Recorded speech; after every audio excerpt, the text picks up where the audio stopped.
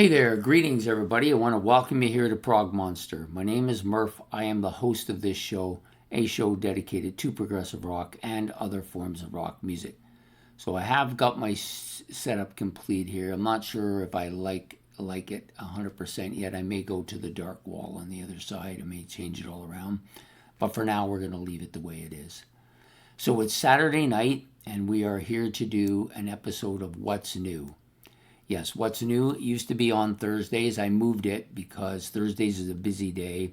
This requires a listen to and make some notes on an album and think about it and get a chance to do it. That probably can't happen during the week, so I decided to move it to a Saturday where I have more time to listen to the album while I'm doing my baseball, so I can do both at the same time. Kill two birds with one stone. And so what we do with this particular show, for those who are new to it, I pick a album that came out in the year 2024, the current year. This particular one came out on January the 31st, 2024. And I basically review the album. So in addition to that, this album was released on, it was recorded at the Pop Factory Studio, almost 45 minutes in length, and on the White Knight Records label. Now, the personnel for the album, well, first I probably should tell you what the album is. The album is Seaside Project. That's the name of the group, the Seaside Project. And the album is called Foxes on the Road. Foxes on the Road. A pretty solid album. It's an album I've wanted to do for a bit of time now, but I'm putting it off because other stuff has been coming out, and I may go back to some of that other stuff. There's more stuff coming out; it's piling up again. So, but I wanted to go back and do this particular album. So the personnel on the album features Martin Roser on guitars, Alan Mason Jones on drums and percussion, Alan McCarthy on vocals, lead vocals and backing vocals, and bass, and then Cian Ellison on vocals as well. So you got both a male and a female vocalist here, and they utilize them fairly equally. I think they could have utilized the woman a little bit more. I think she has a very good voice. Him, he's more indiscriminate, not as easy to recognize, not really anything outstanding, but a good voice. So the general theme of this album is, of course, progressive in nature. It's a progressive album, no doubt about that.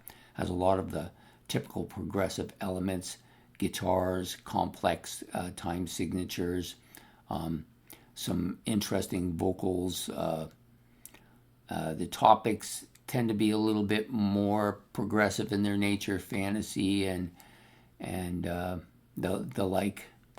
So then we have very clear sounding album, very good production. I thought they were excellent on both of those accounts. The guitar riffing and solos on the album are probably the dominant part of the album.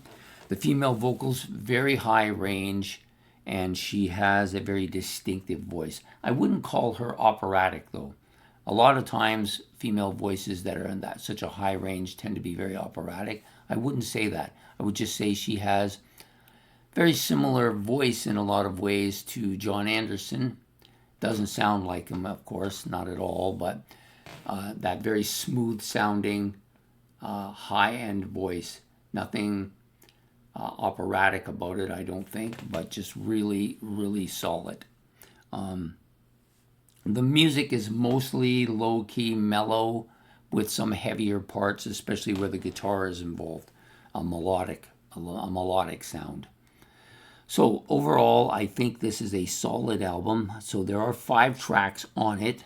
I'm going to just talk a little bit about the 5 tracks. So the first track, the opening track, which is also coincidentally the title track, Foxes on the Road, is a fairly lengthy tune, about 10 minutes, almost 11 minutes in length.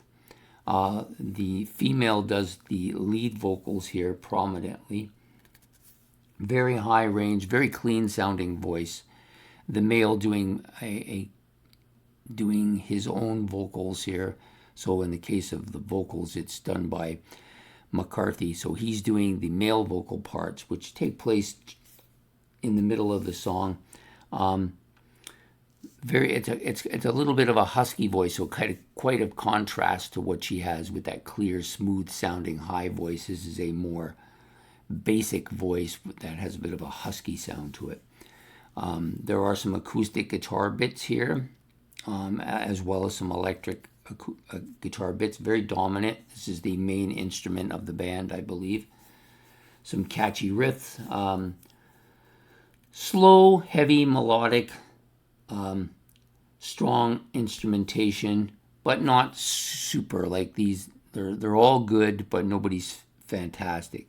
Some nice slow interludes throughout this particular track. I did like this track, and I think the reason I liked it was that the female vocals added something to it. The next three songs is pretty much the male vocal dominating, and I don't think he's a good singer, but I don't think he has the same type of effect that she does. So the next song out is called Lost. It's about 7 minutes, 7 3/4 minutes long.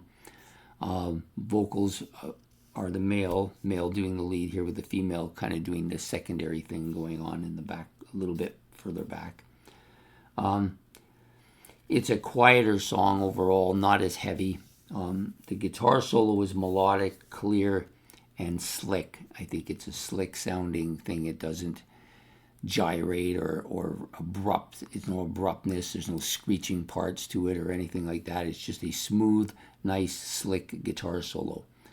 It's a clear sound. Again, production is great. There are a little bit of synthesizer sounds on this too. I'm not sure who's playing it, since they didn't give any kind of indication of that. I didn't care for this song as much, and I think it was, upon analyzing, I don't think it's as good a song, and I don't think the male vocals are as good as the female vocals. So those two things, I think, drew it down a little bit.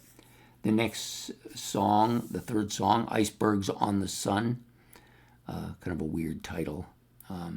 This one's about the same length as the Lost, a little bit shorter, not too much. It opens, the opening track is kind of slow, melodic, but it does pick up tempo as it goes along. Very clear, raw sound in the production. It means it feels like you're almost there listening to it. The male vocals are dominant here. The females, again, secondary. They kind of mix well with each other on this particular track, not so much on the one before that. There's some catchy low-end riffs, meaning that they're not frontal. They're not as dominant, and the riffing isn't as dominant on this song as some of the other ones. I thought this was probably the weakest of the tracks on the album, but still a passable song. The next song up, Shadows on the Ground. It's a little bit better of a track. Again, mellow, drawn out bass and drum parts at the beginning as they try to build up onto the songs, because the song's about 9 minutes or so long. The riff is melodic and strong and dominant. The solo is probably the center stage of this particular track. The male vocals are dominant here, with the female secondary. And then they also have a kind of a twinning vocal part going on throughout the song as well, which I think if they did a little bit more of that, I think it would be better for the song. Again, not a bad song, but not a terribly memorable song, not a terrible song at all, but just, kind of indiscriminate. It's not really a great track, and I just found with the male vocals again, it maybe brought it down. Maybe if they'd done the female vocals a little more, it would have been better. Okay, then the last song on the album is called Truth of It. This is a 9 minute, almost 9.5, well, a little bit more than 9.5 minute song. So again, the second longest track on the album. It starts out with a kind of a solo riff to open, giving it that lead in. The female vocals are dominant here. She has, again, a smooth, high-end vocal range, really good. I thought this was a good song. I liked it, and I think her vocals have a lot to do with that. The solo part is clear. The riff gives it that solid sound. So you get this solo going on, but the riff behind it. Now, I'm not sure if it was overdubbed. It probably was an overdubbed guitar part for the song, because the bass you can hear on its own in the background. So, and this one is a good song. The first song and the last song are the best songs on the album. 3 songs in the middle are okay. Nothing fantastic about them. I just think that the female vocals, given a little bit, they should give a little more credence to the female vocals, and I think they would do better. Overall, I think this was a good album. If I was going to give it a ranking number, which my ranking system is a 10 or less, I would probably say this is probably about a 7.2, maybe a 7.3 album, which is good. It's good enough for a 2 ranking in my records. So if I have masterpiece first, second, third, and then unranked, I would say this is a 2.3, somewhere in there. Decent album. If I saw it for a reasonable price, I would get it. You can get it online for $11 through their own website, but it's of course British, so that means that you would have to pay the Canadian difference and the service. You're probably looking somewhere between $32 and $35, which is what I paid for my Drifting Sun, which I think is great. This that's a little bit pricey for something like this. I would, if I could find this some other way for a decent price, I would probably get it. I think it's probably worth 10 to 15. I don't think I'd want to spend much more than that on it. But a good album, nevertheless.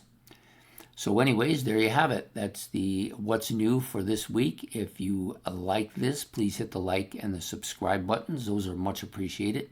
If you've had any experience with the album, or you would like to comment on anything I've said, or you have any comments about the album, you can put that in the comment section below.